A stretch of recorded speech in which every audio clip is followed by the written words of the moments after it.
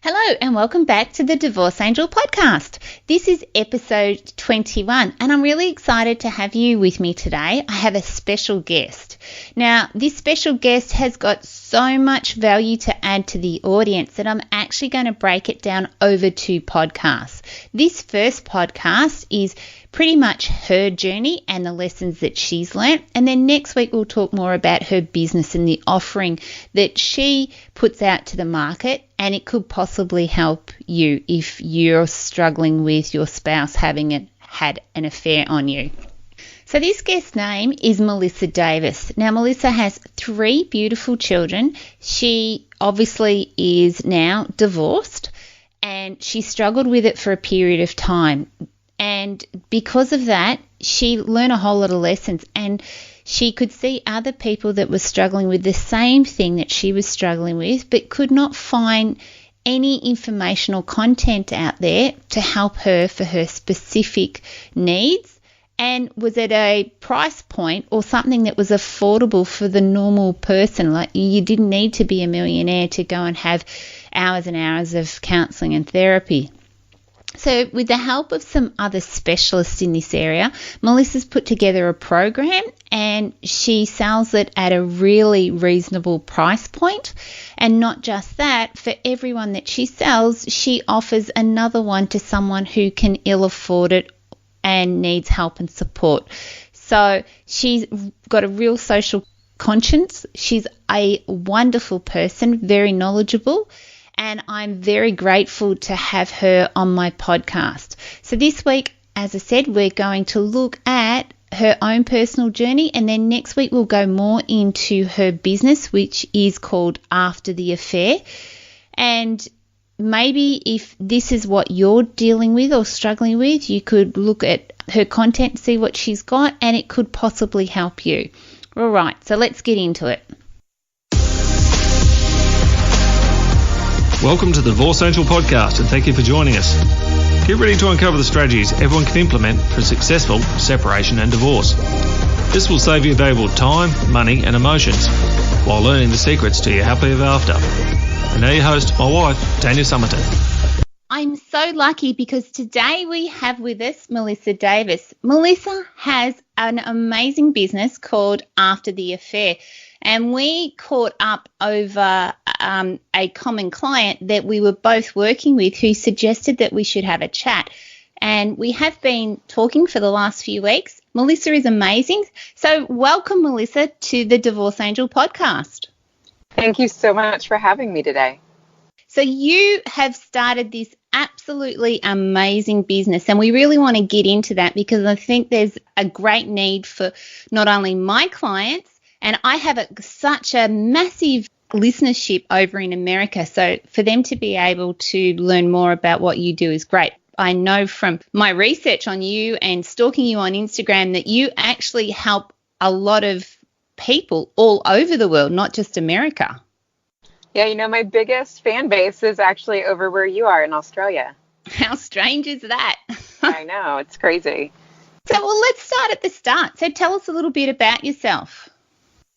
Yeah, so for me, I have 3 daughters, and I my career has been starting and selling businesses. And about 7 years ago, my ex-husband, I found out, had been cheating on me with people who I believed were friends. And for me, this rocked my world.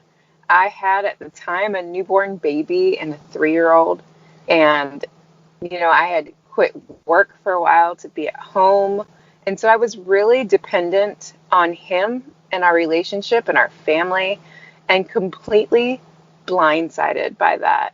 So that trauma and that path that those events put me on changed everything for me, my whole future.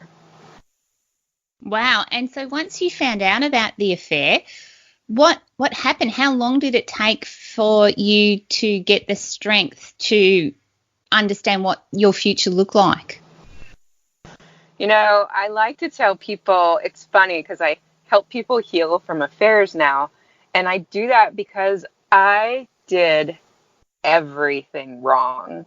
It took me years and years and years, maybe I would say about 3 years until I really started coming out of that like trauma cloud almost. And it was truly because I didn't know what to do and I was too embarrassed to get help. And then I was a single mother and too poor to get help. And so I just stayed stuck a long time. So the two of you stayed together in your marriage for, are you saying 3 years after you found out about the affair? No, because we had a little baby and I, had all these dreams, we get married and we expect to have our grandchildren, spend the night together and all these goals that you just have floating around. So we did try to work it out for a year. And it did not work out. So, but for me, that pain and, the panic attacks and fear and triggers and just this intense place of trauma, I just stayed there for a long time.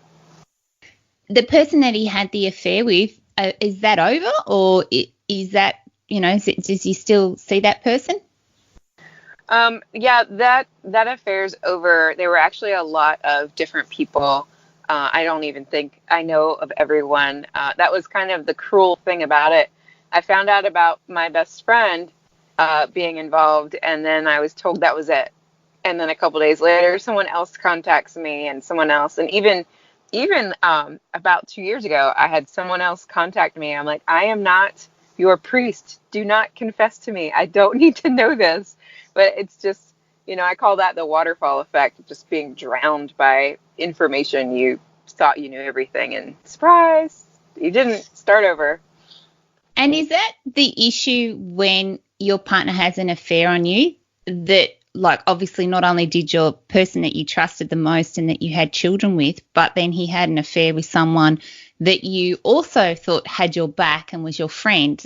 And I think we spoke about this last week when we had a chat about the fact that as humans, we meet these people, we fall in love, and we think that they are going to do everything to protect us. So every time we make a decision after that, we second guess our ability to make the right choices. Oh, yes. And, when friends are involved or even just acquaintances, I think that, well, for me, I isolated myself so completely from everybody.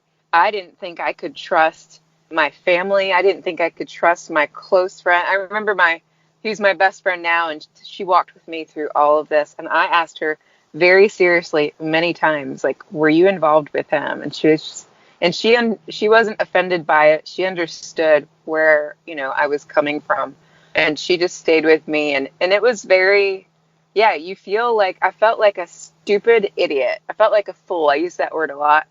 I had been fooled. I had been fooled by many people, and I thought that my picker, I called it my picker. I thought my picker was broken. I couldn't pick people in my life who were good or trustworthy. How has that changed how you make decisions today? I don't know that it has today. I think that, well, that's not true. It has. In the beginning, in like the first, I'd say 4 or 5 years, if you want to call that the beginning, I was very cautious, very aware of the possibility of things happening again. Valuing honesty has always been important to me, and now it's not just important. It's like a deepest need for me. And so when somebody is telling me, like, they do a white lie or a little half truth, it just strikes me so much stronger now.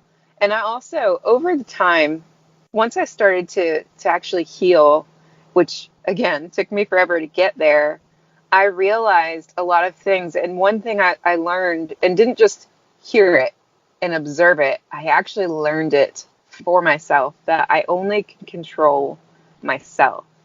And that's a very freeing thing to learn. When someone has an affair and you try to work it out, you have so much fear.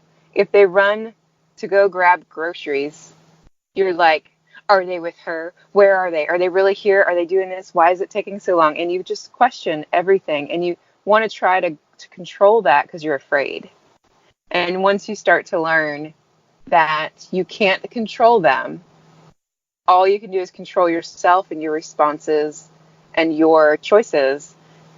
It's this beautiful, freeing lesson, but it's very hard to learn.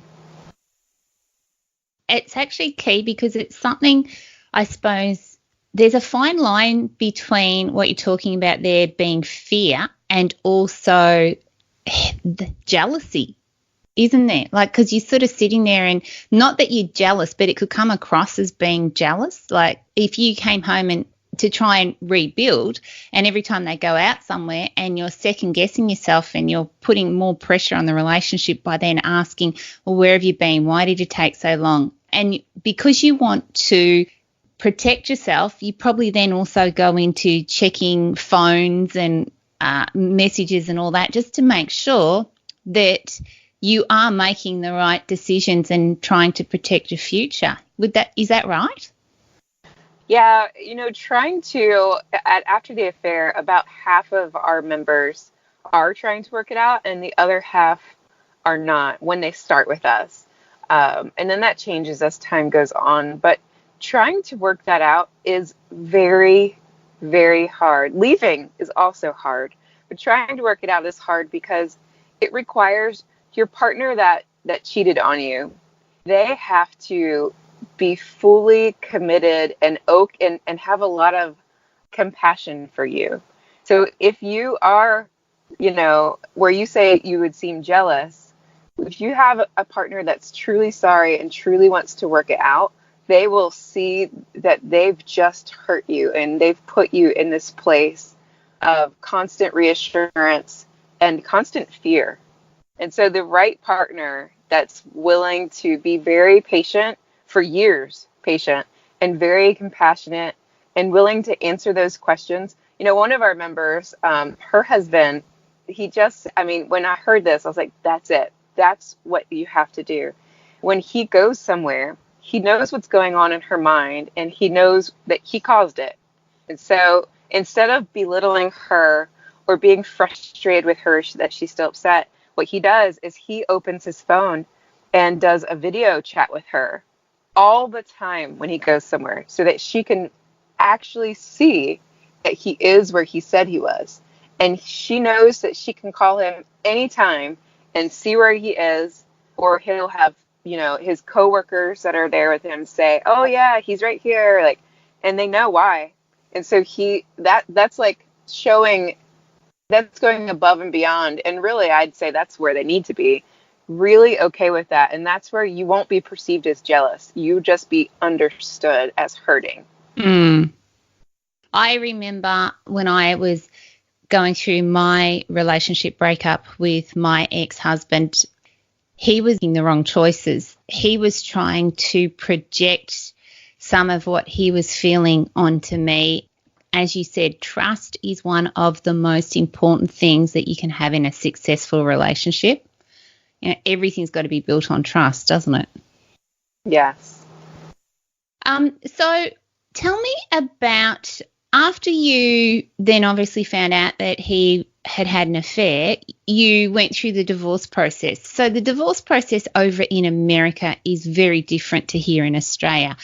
Here in Australia, we have what's known as no fault. So if either party wants to get divorced, no one, you don't sit there and say someone's gambled or someone's had an affair or whatever the case may be, and the other person gets a greater proportion of the assets split. But over there in America, you do have fault divorces, don't you?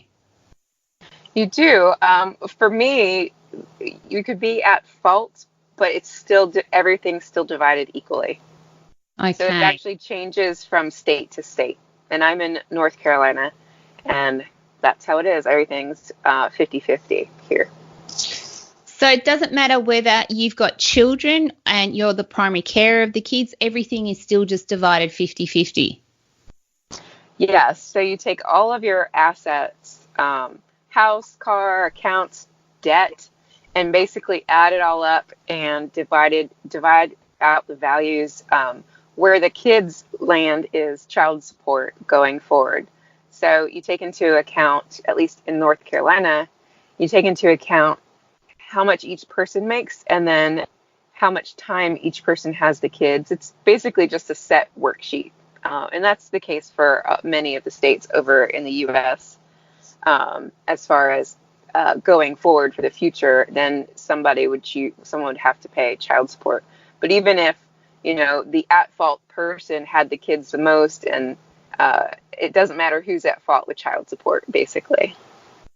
Oh, so when you went through the divorce process, looking back, is there something that you would tell the listeners that you have learnt from that experience and that maybe you wouldn't have done in hindsight? Absolutely. How much time do we have today? There's so many things. When I very first started, probably a week after I found out about the affairs, I went and saw this lawyer, and her advice to me was so cutthroat and I was so raw and so, newly in shock that I couldn't handle it. So some of her advice was stuff like, she told me to get a bank account and a different bank and empty out our savings account and put all the money in there. She told me if I didn't, he would. It was mostly money related. That was the one that really stands out to me. But all of the things that she told me to do that were so cutthroat, later on I realized I should have listened to her. She knew what she was talking about. He did pull out all the money, and all the things that she predicted happened. The things that I would do differently, I had 2 lawyers that I ended up hiring. My first one was obviously all about charging me for every single little thing and robbed me blind. I've spent so much money on lawyers, and it's such a waste. I just robbed my children, in both households of security, right?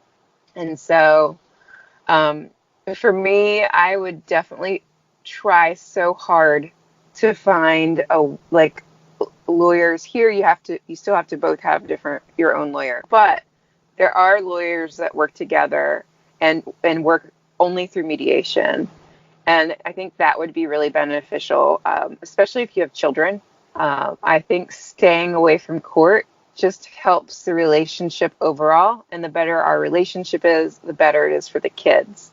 And I say that to you because I did it all wrong, guys. We went to court. I don't know how many times we've gone to court. 5 or 6. So many times we've gone to court. And every time it's so damaging. And still, if we are in the same room, we never fight in front of the children or argue, but we're just very, business-like, or just talk to the kids. And so going to court is terrible, terrible experience.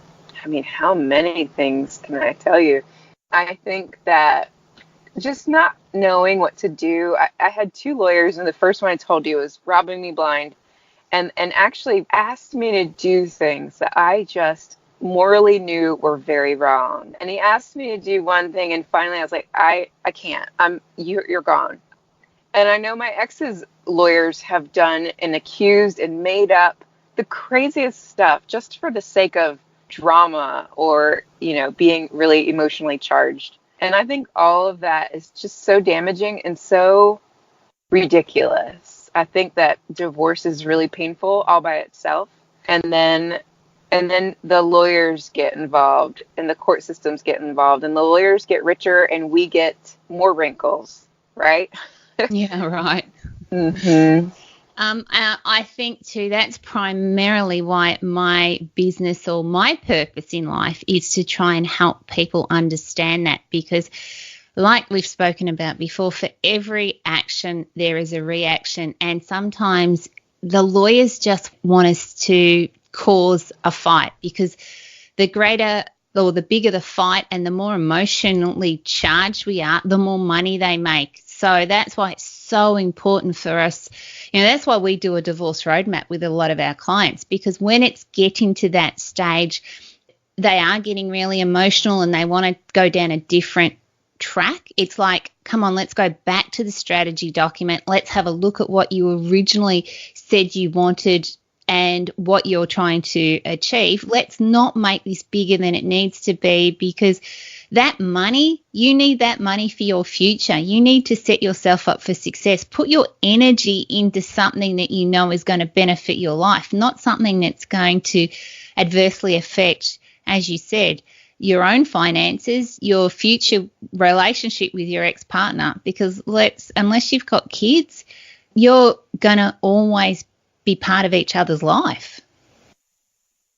Yeah, if I had a plan with somebody who knew what to expect or what I was going to go through, that would have been so valuable, especially when I got those, like, your heart falls to your stomach letters from my ex's lawyers, because it was so, you cannot help but just go crazy, and it's so gut-wrenching, and you cannot stay focused. And so if you had that to bring you back and have that focus, oh, that would have been a lifesaver to me. Can we go back in time? Yeah.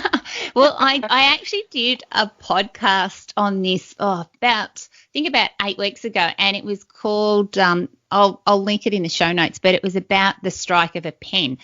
And the interesting thing is, the more and more I'm in this industry, lawyers talk completely different to how you and I talk. They have this language that they are able to, read between the lines. So when you get a letter from your husband's lawyer, that letter is actually going to your lawyer, not actually to you. But when the client is reading it, they are just so overwhelmed with not only the words on the paper and can't believe what is written, there's actually an unwritten conversation going on between the two lawyers, and they're reading, because they can't actually come out and accuse someone of something. So they're putting words in there that when you're reading it, is this for real? But your lawyer, if they really are good at what they do, they know damn well what the other side is getting at. And that's something that I tell my clients about. Just take the letter with a grain of salt. Don't, I can read it and think that it's very positive, but then the client might read it and go,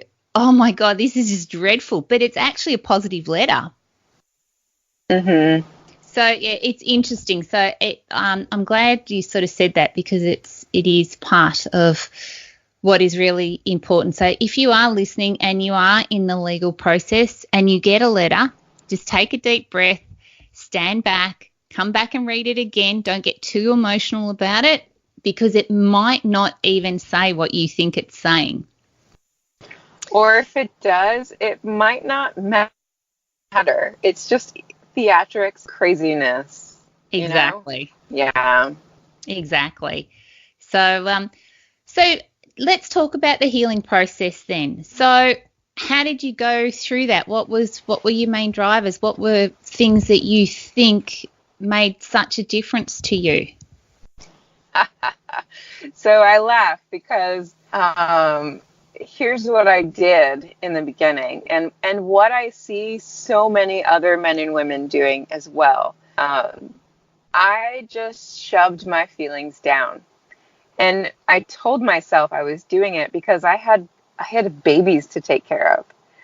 But as I stand back, I know that's a lie. I always shove my feelings down. I ignore it. I don't want to feel bad. I just want, I chose to binge watch TV or, just check out. Any way I could get away from it and not face what I was going through is what I did. I just stayed busy, ignored it completely.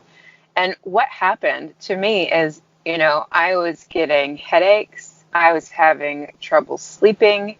I had back pain, and I would just be, in the kitchen cutting up vegetables, and all of a sudden, years later, just fall on the floor and be hysterically crying. And that's not who I am. That's not how I like to function or operate.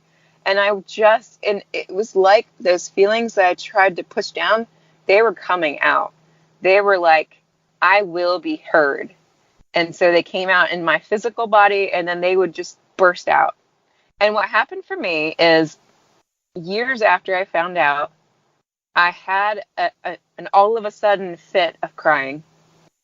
And I realized I just cried. I just sat there and cried. And I realized when I was done that I felt tired, but I felt a little bit better. And so this sounds really funny, but this is just me. So you guys bear with me. I had shoved my feelings down for so long. I could not force myself to grieve. I couldn't force myself to cry, but I had realized I needed to because it was coming for me. And so here's what I did. This movie, there's a couple of movies that always make me cry. So I put on P.S. I Love You. Have you ever seen this? Yes. So for me, it's a sappy movie, and I will cry the whole time. So I put it on. I cried, ugly cry, sobbed the whole time. And then I cried all night long, and I was exhausted the next day, but I felt lighter. And so I decided to do it again. Only this time I started the movie around lunchtime, so I wasn't so tired the next day I could sleep. But I basically forced myself to grieve. And then I started reaching out and seeing other people that were going through the same thing on, different types of internet groups. And I had honestly thought that I was the only person on earth that was going through this, because in my world, that was true. Nobody else was going through this. So, I started to slowly see things that I needed to do. And I still did a ton of stuff wrong.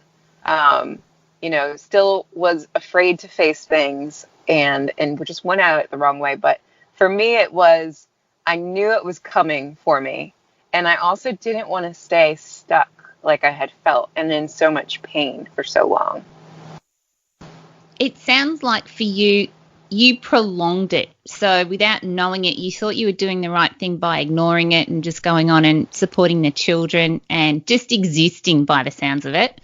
So you then decided, if I don't do something about it, I'm just not going to be able to repair. Yeah, I finally realized I definitely extended it. I extended it for so long. And anyone that has gone through an affair, they know, to me, I've lost best friends to death. I've lost my sister. And the pain of losing somebody in death is so much different. And I can say that pain is almost easier to face.